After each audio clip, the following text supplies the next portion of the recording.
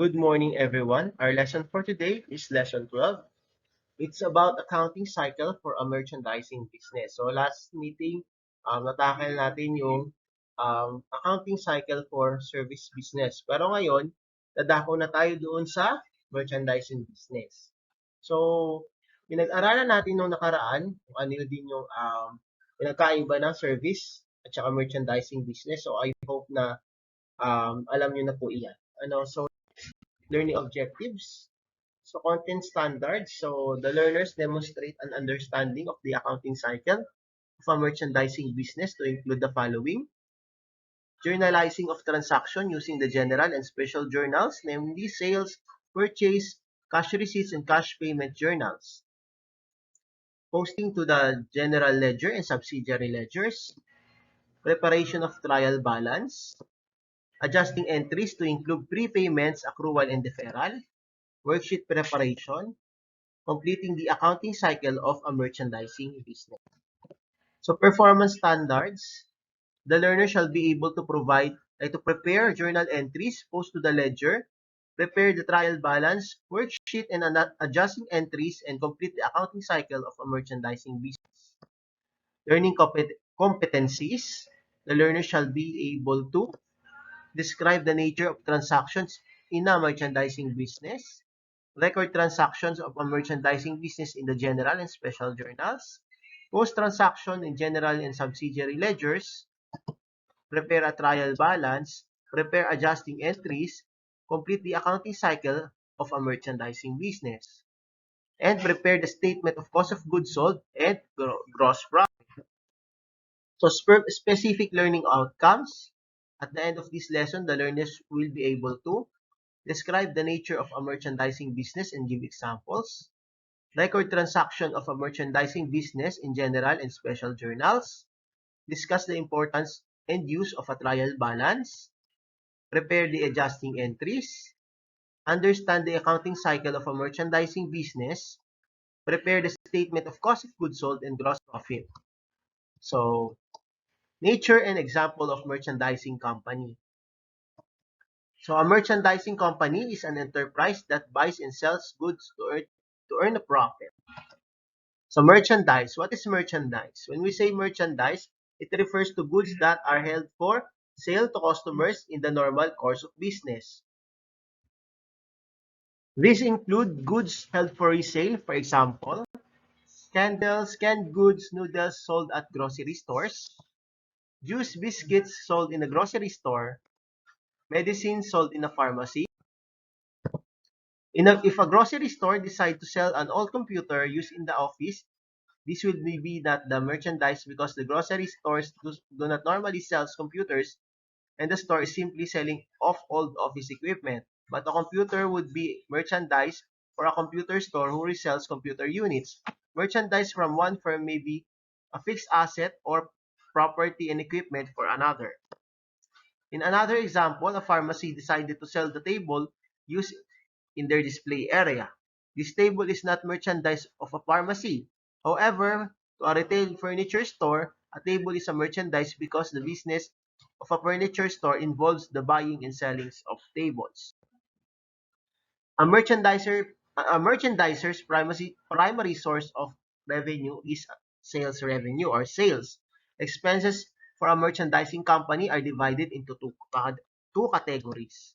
So number one, we have the cost of goods sold. So the total cost of merchandise sold during the period, and yung tinatawag nating operating expenses. Expenses, these are expenses incurred in the process of earning sales revenue that are deducted from gross profit in the income statement. Examples of sales, salaries, and insurance expenses. So gross profit is equals to sales revenue less the cost of goods sold. Income measurement process for a merchandise follows as sales less cost of goods sold para makuha yung gross profit, less operating expenses para makuha yung net income or loss. The operating cycles for a merchandising company operating cycle cash to cash involves buy merchandise inventory, sell inventory, obtain accounts receivable, receive cash. Journalizing the transaction in a merchandising business. Prior to the discussion on the journal entries, recall the first step in the accounting cycle discussed in previous chapters, specifically yung diniscuss natin noong chapter 10 on financial and non-financial transactions. In step 1, transactions are identified and measured. At this stage, the document used by the business are analyzed to see whether these transactions have financial impact or effect.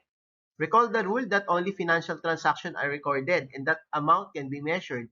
These two conditions must exist in order for a particular transaction to be recognized or recorded. As defined, financial transactions are those activities that change the value of an asset, liability, or an equity. So, sinabi ko na po yan nung mga nakaraang video lesson natin.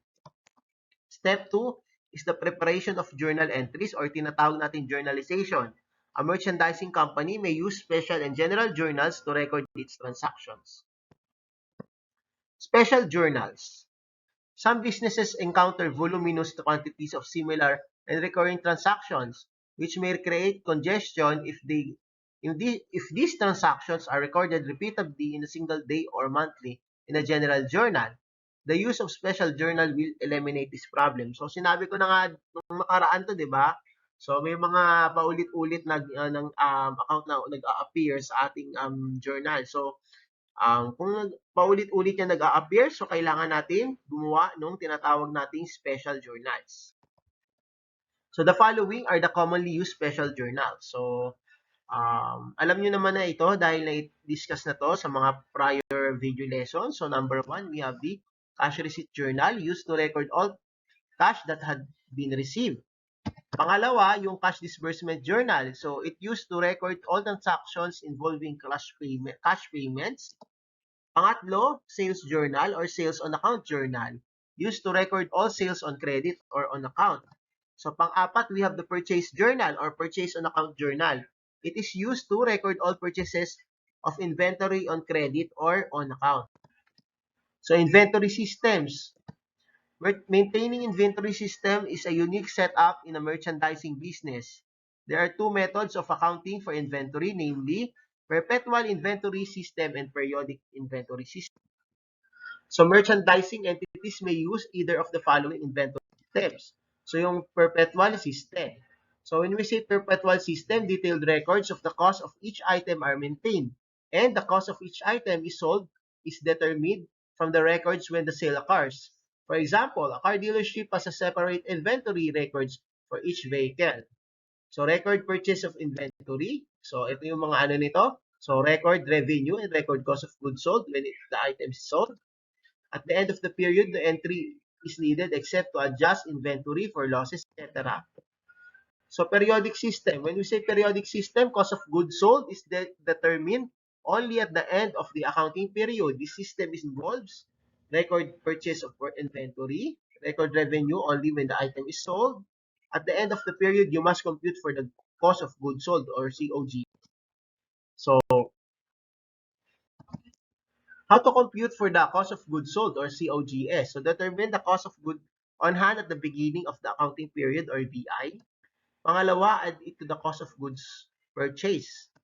Pangatlo, subtract the cost of goods on hand at the end of the accounting period para makuha natin yung ending inventory.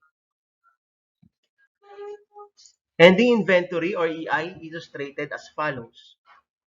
So beginning inventory, add cost of goods purchased para makuha natin yung cost of goods available for sale, less ending inventory para makuha natin yung cost of goods sold. Additional considerations. Perpetual system have traditionally been used by the company that sell merchandise with high unit values such as automobiles, furniture, and major home appliances. With the use of computers and scanners, many companies now use the perpetual inventory system. Additional considerations again. The perpetual inventory system is named because the accounting records continuously, perpetually show the quantity and cost of the inventory that should be on hand at any time. So the periodic system only periodically updates the cost of inventory on hand. Additional considerations pa rin. So a perpetual inventory system provides a better control over the inventory.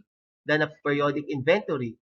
Since the records always show the quantity that should be on hand, then any shortage from the actual quantity and what the records show can be investigated immediately. So, periodic inventory system. So, purchase of merchandise periodic system.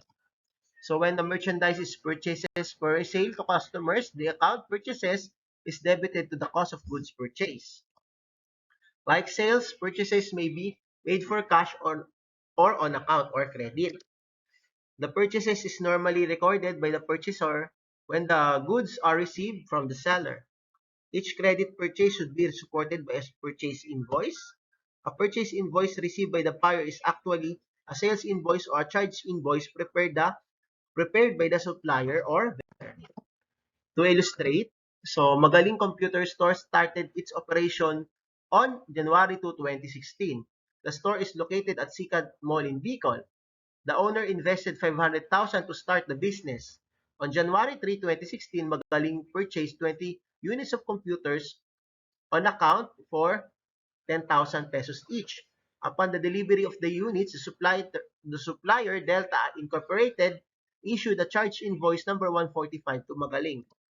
Entry, so magiging entry natin, so January 3, 2016, debit purchases of 200,000, credit accounts payable of 200,000. So explanation, to record purchase of 20 units of computers at 10,000 per unit from Delta Incorporated as per charge invoice 145. So purchase returns and allowances. Purchase returns and allowances. A purchaser may find the merchandise received to be unsatisfactory because the goods are, so hindi kontento yung mga purchaser sa mga na-receive nilang merchandise dahil nga merong damage or defective. So may damage yung item of inferior quality, hindi na maganda yung quality ng isang item na yon, and not in accord with the purchaser's specification. So yung kung ano yung gusto ng purchaser, di ba? Um, kung ano yung nakalagay pala dun sa specification ni purchaser. So kung halimbawa 3 MB lang, di ba, yung computer 3 MB RAM. So dineliver sa iyo 2 MB RAM. So yon, kung kailangan talaga parehas dun sa specification ni purchaser yung i-deliver na item. So unless otherwise, so magkakaroon tayo ng purchase returns and allowances. So the purchaser initiate the request for a reduction of the balance due through issuance of the debit memorandum. The debit memorandum is a document issued by a buyer to inform a seller that the seller's account has been debited because of unsatisfactory goods. So a return of the merchandise or a deduction from the purchase price when unsatisfactory goods are kept is shown by the entry where accounts payable is debited and purchase returns and allowances is credited to show that the purchase was reduced with a return or on allowance. The purchase returns on and allowance on account is a contra purchases account when the merchandise is returned to a supplier. To illustrate, so out of the 20 computer units purchased last January 3, 2016, it was found after inspection of the same day that one unit was damaged during shipment. Magaling issued a debit memorandum or the DM01 and informed the supplier that it will return the one damaged item. Entry. So, ang mangyayari, i-debit natin yung accounts payable of 10,000, i-credit naman natin yung purchase returns and allowances ng 10,000. Explanation, to record return of one unit of computers worth 10,000 from Delta Incorporated as per DM or debit memorandum number 1. Accounting for freight costs. The sales agreement should indicate whether the seller or the buyer is to pay the cost of transporting the goods to the buyer's place of the business. The two most common arrangements for freight costs are FOB shipping point and FOB destination. FOB shipping point. Goods placed free on board or FOB by the carrier but FOB the carrier by the seller.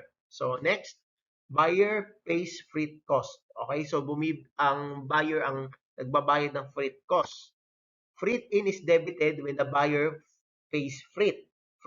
So, cash is credited if the goods come on cash on delivery or COD, for example, and was paid immediately. So, accounts payable will be credited if on account.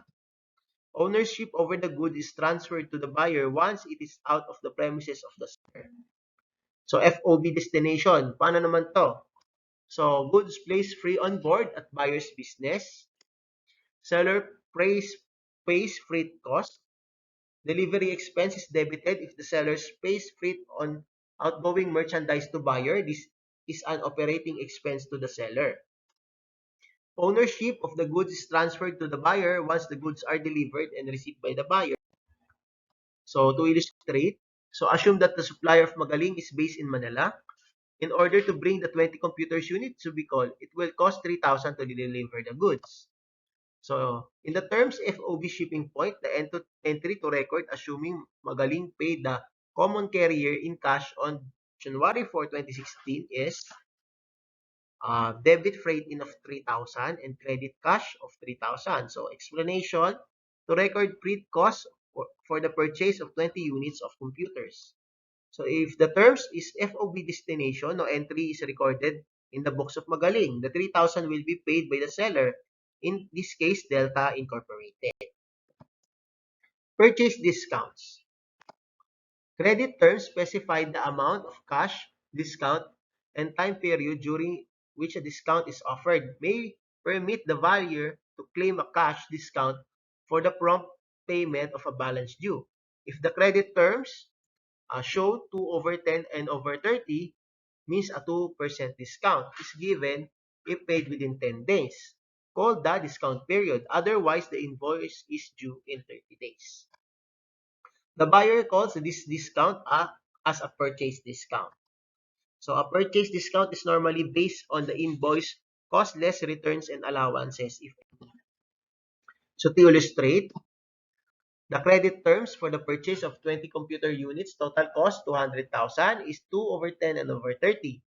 This means that if Magaling pays on or before January 13, 2016, it is entitled to a 2% discount. Otherwise, Magaling will have to pay the full amount on or before February 4, 2016, 30 days after purchase. So, on January 10, 2016, Magaling paid the account in full with Delta. So, entry will be debit accounts payable and credit purchase discount at saka cash. So to record the full payment of Delta, charge invoice number 145 with 2% discount computed as 200,000 times 2%. Assuming that instead paying on January 10, 2016, Magaling paid on February 4, 2016, thus forfeiting the 2% discount. So wala na yung 2% discount. So the entry to record is accounts payable and purchase discount of 200,000. So explanation, to record the full payment of Delta charge invoice number 145. So recording of sales and related transactions under the periodic inventory system. Sales transaction revenue entries for a merchandiser.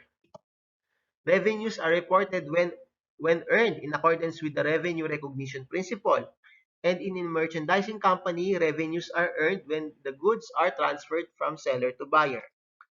All sales should be supported by a document such as a cash register tape to provide evidence for cash sales, or cash receipt, or office receipt for cash sales, and charge invoice for credit sales or sales on account.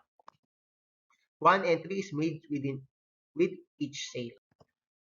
So debit accounts receivable if a credit sale, or cash if a cash sale which increases asset for the sales amount. Credit sales which increases revenues. The sales discount is credited only for the sales of goods held for resale. Sale of assets not held for resale such as equipment, building, lands, etc. are credited directly to the asset account. To illustrate, for the month of January, Magaling made the following sale. So, January 10, 2016, official receipt number 001, sold 2 units for cash to Marie, cruise for 36,000, 18,000 per unit, FOB destination.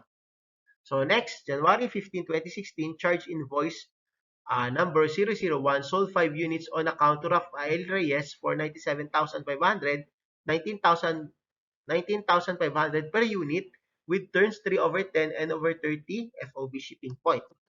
Entry will be sa January 10 will be debit cash of 36,000 and credit sales of 36,000. So to record OR number 001 cash sales to Marie Cruz. Okay, sa January 15 naman, ang entry naman natin, debit to accounts receivable, 97,500 and credit sales. So explanation, to record change invoice number 001, Rafael Reyes, on account with terms 3/10 and over 30. Freight terms, FOB destination, seller pays freight. An entry is made when the seller pays the freight to deliver goods to a customer or buyer. If the buyer will pay for the freight, no entry is made. Debit, delivery expense, and credit, cash, or accounts payable. To illustrate, on January 10, 2016, Magaling paid Express 500 pesos to deliver the 2 units to Marie Cruz.